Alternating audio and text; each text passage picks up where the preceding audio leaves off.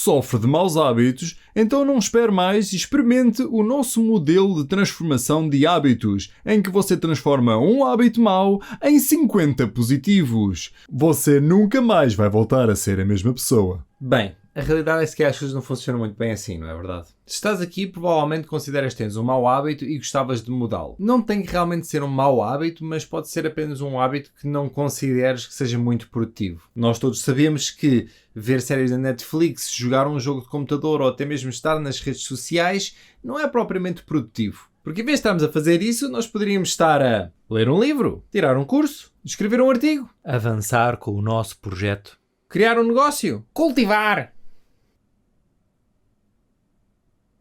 Ok? Independentemente de qual for o hábito que nós queiramos mudar, é muito importante nós entendermos que o mindset é crucial para a transformação de qualquer hábito. E a chave principal é entender que não existem maus hábitos. Então, mas afinal tu estás-me a dizer que não existem maus hábitos? Então, e o que é o fumar, pá? É verdade que conscientemente nós podemos pensar que muitos dos nossos hábitos são negativos, nomeadamente se nós estivermos a pensar em hábitos como, por exemplo, o hábito de fumar ou o hábito da má alimentação ou até mesmo o hábito de procrastinar as coisas. Porém, inconscientemente, todos os hábitos servem a um propósito. Negativos ou positivos, eles estão lá para nos ajudar. Pronto, mais um a vender banha da cobra. Calma!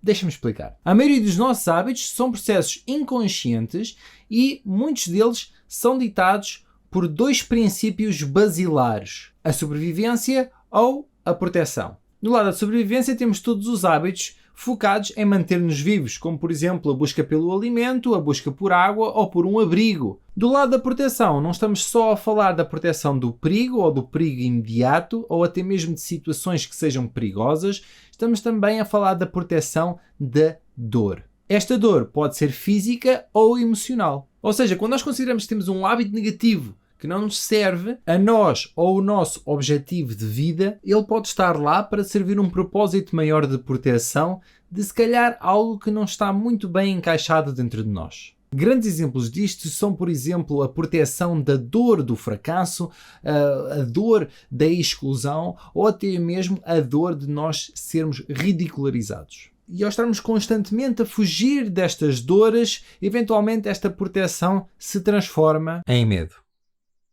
Então, por vezes, vemos a desencadear imensos hábitos, não por uma necessidade, mas sim por medo. Espera, então tu estás-me a dizer que a minha vida pode estar a ser controlada pelos meus medos? Precisamente. E se nós nos queremos desenvolver a um nível pessoal, empreendedor ou até mesmo familiar, nós vamos ter que nos desafiar a mudar muitos dos hábitos que estão lá para nos manter no mesmo sítio, para nos manter na nossa zona de conforto. E mudar hábitos não é confortável. Para mudar um hábito é preciso tempo, esforço e dedicação. Principalmente porque os hábitos, na sua maioria, são processos inconscientes e são desencadeados automaticamente. No entanto, existem várias coisas que nós podemos fazer para ter um maior controle sobre os nossos hábitos. E possivelmente mudar a nossa vida inteira. Porque uma pequena diferença aos hábitos que nós temos hoje vai fazer uma diferença brutal daqui a 5 anos. Se te queres transformar numa pessoa diferente, muda um hábito. E pode ser apenas um único hábito. Numa fase inicial deve ser o teu foco, porque a quantidade de energia necessária para mudar um hábito já é considerável. Se tentarmos mudar demasiadas coisas ao mesmo tempo, acabamos por esgotar toda a nossa energia. Por isso mais vale mudar um hábito e conseguir do que tentar mudar 5 e não conseguir nenhum. E agora, sem mais demoras, vamos lá mudar um hábito. Vou partilhar um método de 4 passos que já me ajudou a mudar vários hábitos na minha vida. Como por exemplo o hábito de fumar, o hábito de ver televisão em demasia e de estar demasiado tempo nas redes sociais. Então o primeiro passo na mudança de qualquer hábito é identificar. Como os hábitos têm por norma ser processos inconscientes, nós temos que os tornar conscientes. Para isso é preciso entender que existe um ciclo dentro do hábito. Tem 3 fases. A primeira fase é a fase do gatilho, ou seja, é um momento no nosso dia-a-dia em que nós interpretamos um sinal que pode ser externo ou interno, que pode estar lá, está presente no nosso ambiente ou até pode vir do nosso interior, da nossa mente, em que esse sinal diz ao nosso cérebro que existe uma oportunidade de desencadear um certo hábito. A segunda fase é a fase da ação, onde nós vamos desencadear o hábito propriamente dito.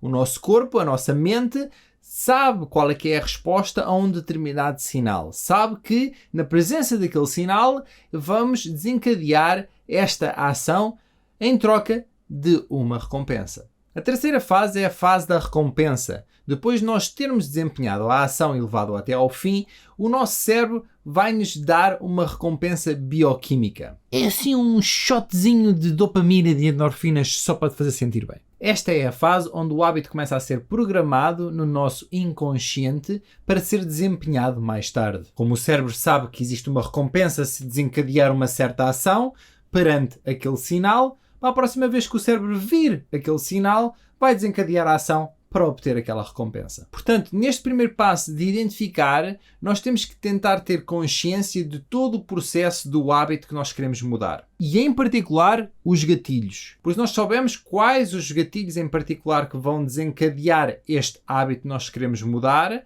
nós podemos mais facilmente controlar se eles existem ou não no nosso ambiente. Outro ponto muito importante a identificar e entender é a razão da recompensa. Se nós compreendemos a razão positiva por detrás de um hábito que nós achamos negativos, mais facilmente nós também conseguimos encaixar melhor um novo hábito para substituir esse. Depois de identificarmos os nossos gatilhos e as nossas razões e as recompensas que temos a desencadear um certo hábito, passamos ao segundo passo: eliminar.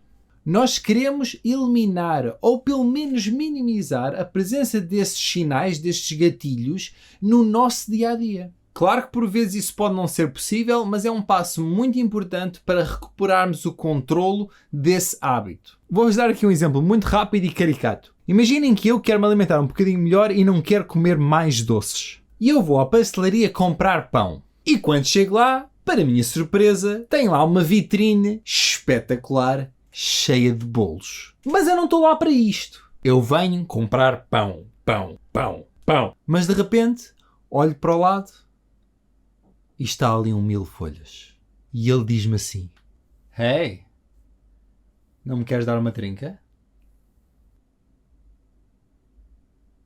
Bem, lá vai ter que ser, não é? E em 5 segundos, o meu objetivo de não comer doces foi pela janela. Quando saio da pastelaria para fora, penso para mim: bolas, não devia ter comprado aquele mil-folhas. Mas o problema não está na decisão de comprar o mil-folhas. O problema foi ir à pastelaria. Numa fase prematura da mudança de um hábito, nós temos que remover os gatilhos da nossa vida. Depois de retomarmos o controlo e de retomarmos as rédeas desse hábito em particular, do desencadear desse hábito, depois de estarmos mais fortes, aí nós podemos voltar a estar presente desses gatilhos. Daí a importância deste passo da eliminação dos gatilhos e de ambientes onde esses gatilhos estão presentes, até as nossas convicções estarem muito mais fortes. Terceiro passo: substituir. Ao eliminarmos certos gatilhos, certos ambientes ou certas situações da nossa vida, nós vamos criar espaço. E esse espaço não pode permanecer livre. Porque se permanecer livre, nós vamos estar sempre a pensar em como preencher. E a nossa programação inconsciente vai querer voltar exatamente àquilo que nós éramos. E vai procurar formas de nós voltarmos a desencadear o mesmo hábito. Daí a importância de substituir. Agora que nós eliminamos certas coisas da nossa vida que serviam a um certo propósito, devemos tentar substituir essas ações por outras que tentem responder a essas necessidades. Por exemplo, quando eu quis fazer um acerto à minha vida e reduzir a quantidade de tempo que eu passava à frente da televisão, a ver filmes, séries e etc., decidi que era uma boa ideia desligar a televisão da tomada e virar o meu sofá completamente oposto à minha televisão. E se calhar tu estás a pensar, isso não será um bocadinho drástico? Não. Não foi drástico, porque realmente eu investia muito tempo da minha vida nisso. A realidade é que essa mudança no meu ambiente já tornava mais difícil eu desencadear o hábito, porque tinha removido os gatilhos, tinha removido o ambiente perfeito para eu chegar a casa, sentar-me no sofá e começar a ver televisão. Então isso funcionou muito bem para eu acabar com o processo inconsciente desse hábito. Mas claro, isso não resolveu o problema do espaço que eu queria dentro da minha vida. As horas que eu libertei. Então isso acartou um problema óbvio e quase imediato. Comecei-me a sentir aborrecido, porque eu não tinha planeado fazer mais nada com esse tempo. Não tinhas nada para fazer, vai a trabalhar. Está certo que com esse tempo extra eu poderia desenvolver um projeto ou trabalhar mais um pouco em alguma coisa. Mas quando nós estamos a substituir um hábito por outro, numa fase inicial, nós devemos tentar sempre substituir coisas que sejam similares ou que estejam pelo menos a responder ao mesmo tipo de necessidade, ao mesmo tipo de propósito. Porque a quantidade de esforço necessário para fazer esse tipo de substituição é muito menor em comparação com substituir algo que é completamente diferente. Um dos primeiros hábitos que eu decidi instituir foi o sair de casa. Comecei a sair mais de casa, nomeadamente para passear. Desse modo, não estava em casa simplesmente a pensar no quão aborrecido eu me estava a sentir, ao menos estava em movimento. O segundo hábito que eu instituí em cima do passear foi, enquanto estou a passear, estou a ouvir áudios. Agarrei em 2 ou 3 audiobooks de desenvolvimento pessoal, coloquei-os no meu telemóvel e sempre que eu saía de casa começava a ouvir. Isto respondia também à necessidade de eu estar em modo de receptor. Isto ajudou-me a controlar o aborrecimento que eu sentiria e quase que a necessidade de voltar a ligar a televisão e de ver uma série. Com a pequenina e grande diferença de que já estava a ser mais produtivo e ao mesmo tempo também já estava a levar uma vida muito mais ativa. Vamos agora para o quarto e último passo, consolidar. Neste passo, o crucial é entendermos que é preciso termos uma recompensa. E a recompensa bioquímica que nós estamos realmente à procura apenas vem da nossa nova identidade. Trocando isto por miúdos, é assim. Nós assumimos uma identidade consoante os hábitos que nós vamos tendo. E é através desta identidade que o nosso cérebro nos fornece as recompensas. Se eu for uma pessoa que tem vergonha de falar em público e tiver que ir a palco para falar de alguma coisa, provavelmente no fim dessa experiência eu não vou me estar a sentir muito bem. Eu não vou estar a sentir-me como se tivesse sido uma experiência fantástica. Porque a minha ação foi contra a minha identidade. Então o meu cérebro vai-me querer proteger dessa situação, dessa dor de exposição. No entanto, quando eu troco a minha identidade interior para eu sou uma pessoa confiante que procura dar o seu máximo quando vai ao palco falar em público, aí já vou estar à procura de certos parâmetros diferentes para o meu cérebro produzir a recompensa correta. Isto são o género de coisas que tu dizes a ti próprio porque tu queres reescrever a tua história, a tua identidade.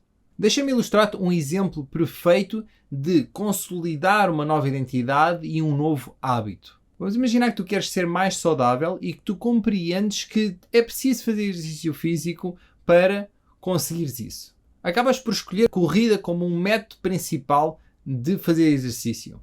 Mas correr cansa. Então aí começas a correr e corres 2 minutos e fartas-te daquilo. E se calhar dizes para ti, isto não é para mim. Isto está a acontecer porque estás a pensar com a tua atual identidade de quem não corre. Mas o truque aqui não é pensar na necessidade de correr para ser saudável. O truque é assumir a identidade de alguém saudável que corre. Como, por exemplo, um atleta. Um atleta compreende que o cansaço faz parte do processo. E não há nenhum atleta no mundo que não tenha atravessado a meta e não se tenha sentido cansado. Cansado, mas feliz. E com isto terminamos o método que eu utilizo para mudar certos hábitos na minha vida. Quero-te agradecer e quero-te dar coragem, pois não é qualquer pessoa que decide mudar um hábito e não é qualquer pessoa que decide levar isso até ao fim, custe o que custar. Mas nós sabemos que nós podemos no processo tornar uma pessoa melhor. E isso acho que é a verdadeira lição. Se gostaste deste vídeo, carrega aí no like, partilha com os teus amigos e subscreve o canal para mais conteúdo como este. Como sempre, grato pela oportunidade de fazer a diferença. Vemo-nos no próximo! Até já!